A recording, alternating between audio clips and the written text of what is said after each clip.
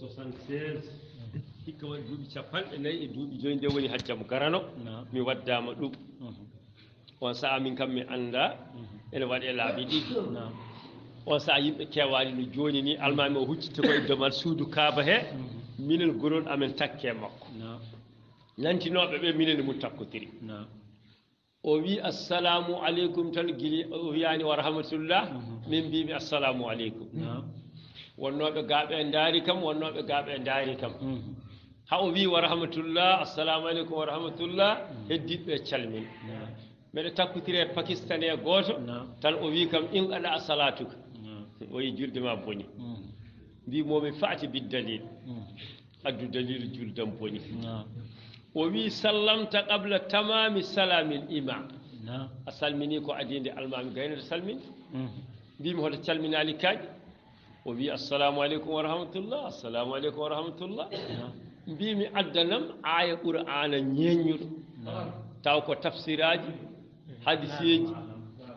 tafsiraji ha joni jeeɗiɗi ɗi hen goto qira'atu sabi o walla hadis nelaɗo celluɗo taw ko defte lasliyankoje sappo e tati ɗe o wi ayyani almami mbimi ala en ɓenniɗon min wona almami addi kam ɗo ko nelaɗo addi kam ɗo ko kolla kam dalilu labtuɗo mbimi o wi o alna ɗum dalilu mbimi sa alna ɗum dalilu ko kalanta o yomi ya fof mbimi sa ɗimmitani ay ko anduɓe ɓe luurdi e salminandu ndu joni joni no mbiruno ɗen ni luural anduɓe ko yurmede Allah woni hen ɓe luurdata ko ha gonga o feeña ko wayno imam ahmad bun hambala en ɓe mbi sa almami sa dewɗo e almami sa goto juuɗowo banggue ko ɓuuri hewde baraji ko kuccita ñamoga mbiya assalamu aleykum wa rahmatullah kuccita nanoga mbiya assalamu aleykum wa rahmatullah ɓe mbi ko ɗum ɗo ɓuuri hewde baraji imam maliki en mbi so a tawi ka almami walla ka goto juulowo banggue ayini no kuccitirɗa funnague ni assalamu aleykum oga ñamoga ɓe mbi ɗum ɓuuri wadde baraji sa ɓawo ɓawo a deƴƴan ha kuccitaga ñamoga mbiya assalamu aleykum ene yiɗa calmina calminali ɗiɗi goɗɗi sa salmini nduɗo a yalte julde he kuccita funnague a haalata ha nane a yirlata hoore ha yiye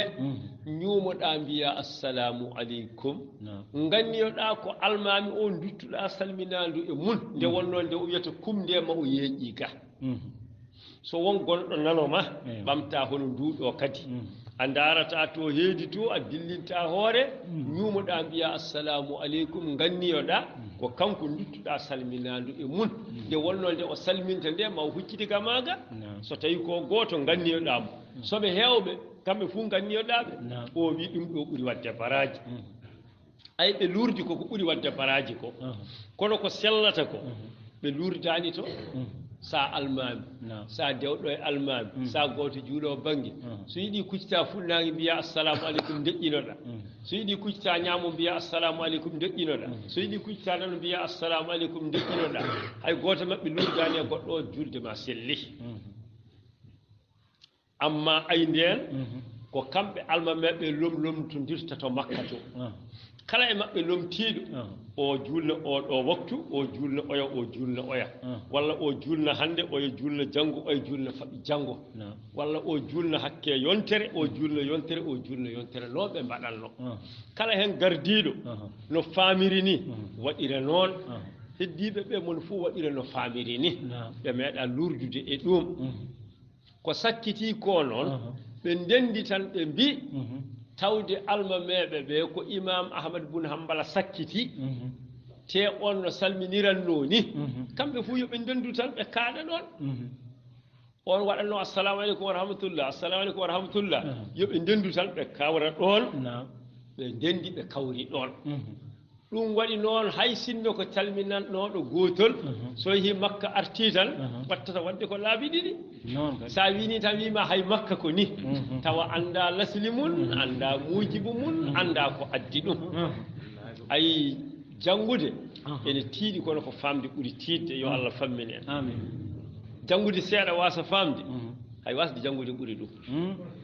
sabi joomum heewi ko majjude majjina yimɓe kadi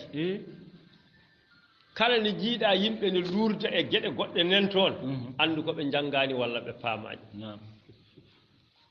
ɓe luurdata hannde tan ko ɓabdugol e tellingol juuɗe fuɗɗoraade bisimillahi rahmani rahim fuɗɗoraade alhamdulillahi rabbil alamin wiide assalamu aleykum gootol wiide assalamu aleykum wa rahmatullah assalamu aleykum wa rahmatullah ɗum ɗo jiyata yimɓe ne dugda e ɗum mo jiiɗaani dugde ɗum ɗo fof anndu janngaani walla faamaani alaa fuu ɗo darii e julde ay winduɓe nelaaɗo ƙabdanno ɓe hadis tafo ɓuri ko tiiɗi faamde tafo hadis nelaaɗo windaani yamiraani seydna aboubacry windaani yamiraani seydna oumar windaani yamiraani seydna ousmane windaani yamiraani seydna aliyu windaani yamiraani qur'ana ɓuri hadis teeŋtude hadis ko haala nelaaɗo qur'ana ko haala allah kaamiru gooto nelaaɗo ɗaccaani e aduna heen ala nelaaɗo ɗacci qur'ana windaa ko e kobje leɗɗe e guri ñobbaaɗi e laalaaɗe kore seydna ali en puɗɗunoo winndude hadis o haɗi ɓe o wi wata ɓe mbindu kala ko wonaa qur'ana wata ɓe mbindu ɓe ceeki haa laaɓi ɓe duppi ɓe mbetti kono sababu yo allah yaafo en yaafooɓe ko ɓurnoo heewde e saabaɓe ko tuuburu en eɓe tuuba tan eɓe naata diina ganndal alaa nelaaɗo haɗirnooɓe winndude ko wata ɓe cikkude qur'ana e hadis fof ko gootum ɗum haɗirnooɓe ndiyeyi haw ɓadii iwde aduna o anndi jooni kay kuñiiɓe qur'ana keewi heewɓe heen kadi hay so kuñaaki so njiimi e defte e ɗum ɗo e bindi ɗi ene nganndi qur'an o waɗi renndo manngo o noddi ɓe ɓe ngari o nanngi ɗemngal makko teddugal ngal o wii ay ngal ɓe mbii eey o wii han kadi kala ko yalti ɗo mbinde o hokki yamiroore kono ñede o yaltata e aduna sahaabaaɓe ɓee ko ɓe adadul ambiya'i ko ɓe ujunnaaje temedere ujunnaaje nogas nayi sahaaba ɓee ɗoo pop njaltee e aduna hee hadis gooto alaa e aduna hee de nelaaɗo iwee aduna seyidna aboubacry lomti gora mo ɓooyaani caggal nelaaɗo duuɓi ɗiɗi o waɗi heen ñaw ari arabe ɓe mbiyata ɗum ko ɗaa'uun fulɓe mbiyata ko peste tuuba ko ɓe mbiyata choléra enen hannde kam ken tuuba koɓe ɓaleɓe no nganndirten deebi muusa tan yimɓe ne maaya ɓe mbaɗi renndo manngo ɓe mbii ngari en ndenndinen qur'ana o nokku gooto woto waawnooɓe ɓe maayde qur'ana o majja seydina aboubacry wii min kala ko nelaaɗo waɗaani mi waɗataa de sabi ko bid'atu ay ko nenten fulɓe no mbiya bida ko arabe ñawɗo tan bida firtata ko bid'atu ko nelaaɗo waɗaani waɗaa ko caggal makko ɗum woni bid'atu seydina aboubacry wi min kala ko nelaaɗo waɗaani mi watta sabi ko bid'atu ko kanko ardi so waɗaani goɗɗo waɗata ɓe firti batu o ñaw o yaatiraani caggal ene ɓeydoo subaka gooto ujunnaaje 10 sahaaba maaji ay sa naati baqiya baamude nelaaɗo mawɗe ɗe junngo ñaamo galle nelaaɗo o fof nen ɗo lelodi imam maliki nani caggal maɓɓe gooto e seere makko qur'ana imam naafa nena caggal makko caggal imam naafa wumbaaru ndu nen ɗon kamɓe ujunnaaje 10 ɓe fof ɗon ɓe ngubbida saa fof yuutan leydi watte heen kadi ɓe mbaɗi renndo ɓuri ngo adal ngo mawnude ɓe mbii ngare ndenndinel qur'ana o woto waawnoo ɓe maayde qur'ana o majja seydina aboubacry haali ko haalnoo adal o wii min kala ko nelaaɗo waɗaani mi wattaade sabi ko bid'atu seyidina aliyu karramallahu wajhahu wii ndenndinen so haalani heen janngo ko min defii ko min ñaawditee wonaa an nde ɓe ngonndunoo e nelaaɗo nde nelaaɗo wiiɓe ana baytul ilmi wa babuhu ali min woni suudu ganndal aliyu woni damal ngal so on jiyaani kam janngo e janngo ko majji one diine o fuu lamduɗe ali aywa seydina aboubacry wi tawde nelaaɗo irraninoomo ɗum ko kanko yamiri yo winde qur'an o winda waɗa kaamilu ko bida so neɗɗo wiima bida moƴƴaani wi o janngaani walla o faamaani ko haalata ko bida feccii ko pecce 5 bida waajibi ne woodi bida jiɗaaɗo ne woodi bida dagiiɗo ne woodi bida gañaaɗo ne woodi bida karmuɗo ne woodi ay karmuɗo o woni mo nelaɗo wiyata sarrul umuri muhtasatuha wa kullu muhtasin bid'atun wa kullu bid'atin dalalatun wa kullu dalalatun finnar hunde fof ɓuri bonde koko fuɗɗi ko bida ko majjere ko jeyge ɗum ko bida karmuɗo o qur'ana waɗede kamilu ko bida kono ko wajibi so waɗano ko tan no qur'ana o majji hadiseji ɗi pop ko bidaji kono ko bida wajibi so neɗɗo wima bida fof moƴƴani tan wi kamil goto o taw o meme aduna heede fof ko bida hadis goto o taw meme aduna heede yo ƴeew kobje leɗɗe nelaɗo ɗaccunoɗe walla guri ñobbaɗi ɗi walla laalaɗe kore ɗe yo yiilore ɗum o jangga ko ɗum woni wona bida kamil o nde o iwe aduna Seydina Oumar lomti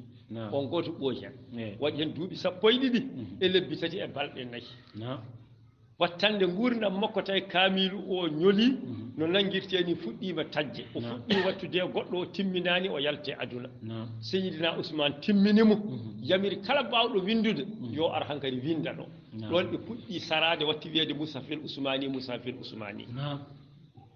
ay temedere nelaɗo wonnode wiyete ko qarnu on qarnu ɓenni hadis goto ala e aduna he hadis winda ko e qarnu sani temedere ɗimmire caggal temedere nelaɗo wurnode e lomtogal Oumar bun Abdoul Aziz khalifatul adil o lomtogol makko ko beyiji e boyiji ñaldata ha hiira hay gotel memata gongel no way nunɗude laamu o lomti ko lebbi 50 ɓuuri duuɓi ujunnaje 3 peewal banggue Allah ko o yamiri yo hadiseji binde hulde wata wawnoɓe ɓe mayde hadiseji ɗi majji adi windede fof ko deftere ne wiye miskat sunanu Abou Daoud rewi hen Tirmizi yu rewi hen Nasa'i yu rewi hen Dara Qutni yu rewi hen Suyuɗi yu rewi hen Tabarani yu rewi hen Ibnu Majah rewi hen Muwadda rewi hen Ahmad rewi hen Hakim rewi hen Bukhari rewi hen Muslim sakkiti nde ɓe bindata nde ɓe lamdoto mi naari babam naari mammun mi naari kawam naari bammun ɗum woni almani ar rasulullahi ko jeyata ko ay nder ko windete ko ɓe tawa hadis ene windi ɗo nelaɗo wi ɗum ne dagi ɓe tawa to goɗɗo ene windi ene harmi naafigueji mbatta noon eɓe gonduɗo e nelaɗo hoore maɓɓe ko Abdallahi bun Ubay bun Salul ɓe tappa nelaɗo ɓe mbiya way ko ni Allah jippina aya qur'ana andinde nelaɗo ɓe mbini ɓe mbaɗini nelaɗo nde yahata nde omo andi omo ɗacca ɓe caggal makko Allah wi nelaɗo wala tusalli ala ahadin minhum mata abadan wala taqum ala qabri innahum kafaru billahi wa rasulihi limtiɓe koɓe 19 saa o ene faaɗi sana ɗum en limtannoɓe ɗo haɓe gasa ay mani wata ƴeew koɓe mbiyata ashhadu an la ilaha illallah ko de wata ƴeew koɓe juldata e ma eɓe korda e ma eɓe jakkida e ma e mbadda e ma jihadi koɓe heefere ɓe gondiri e ma ko eɓe bonna diina o nelaɗo ene andi ɓeeɗo omo ɗacca ɓe caggal makko o wi kala kappuɗo kam tawi wi ko min haali mi haalani yo heɓlunelde makko janggoto jeeyge ay hunde fof haalde hadis ɓuuri hulɓinade a yini on nde ɓe bindata hadiseji ɗi ɓe tawa hadis ne windi ga nelaɗo wi ɗum ne dagi ɓe tawa goɗɗo ne windi to e ɗum harmi ɓe mbaɗita se sentir ɓe dadi haɓe teeɗi so ɓe nani hadis ha leyɗele sam ɓe gabboyo hadis o holi kalɗomo ko mani homo naari ko mani ha soɓe yettima nelaɗo ɓe mbiya o ko sahih o ko celluɗo so hakkude ɗo taƴi ɓe donki famde ɓe mbiya o ko maqlu so sellani ɓe mbiya o ko marfou so tawi koɓe gowani nande ɓe mbiya o ko garib ɓe mbiya o ko jeyyid ɓe pecci ɗum tan so meɗɗo haalde o ko pelowo ɓe mbiya oɗo ko daif ɓe pecci hadiseji ɗi ha woni pecce 4 hay kotere jiidani wonde ñawoore jiida ala e raɓɓiɗinde haala ka tan winduɓe nelaɗo ƙabdanno ɓe pop ko gila nden ɓe bindi kono kamɓe pop sa ƴeewi hadiseji maɓɓe ala e maɓɓe biɗo sa tellini a usti ya sujju qabla hay goto maɓɓe wiyanno binduɓe nelaɗo tellinanno ɓe pop ko gila nden ɓe bindi kono sa ƴeewi hadiseji maɓɓe kamɓe pop ala biɗo hen sa qabdi a ɓeydi ya sujju baada hay gooto wiyani noon mbiya ko sujjantake qabla sujjantake baada moƴƴinta julde bonnata julde sorindini yimɓe ko cheyɗani woni ɗon wona Allah woni ɗon Allah ne yañi ha yaaji woto neɗɗo fannu ko Allah yaaji so pamɗa tan ko qabdude qabdu ha ma ya woto wi tellinoɓe hunde de sa yiɗa boorede anne pamɗa tan ko tellinde tellin tan ha ma ya woto wi qabdoɓe hunde de sa yiɗa boorede Allah tooñata o yiɗa tooñowo sa tooñi tan ko ma ko wonti fenade jawmum nawi ko maɗa sono yooɗi faɗɗani qabdugol bonnata julde tellingol bonnata julde ne jiiɗa yimɓe ne dukti ɗum ɗo fof anndu ko ɓe janggani walla ɓe famani ɓe janggani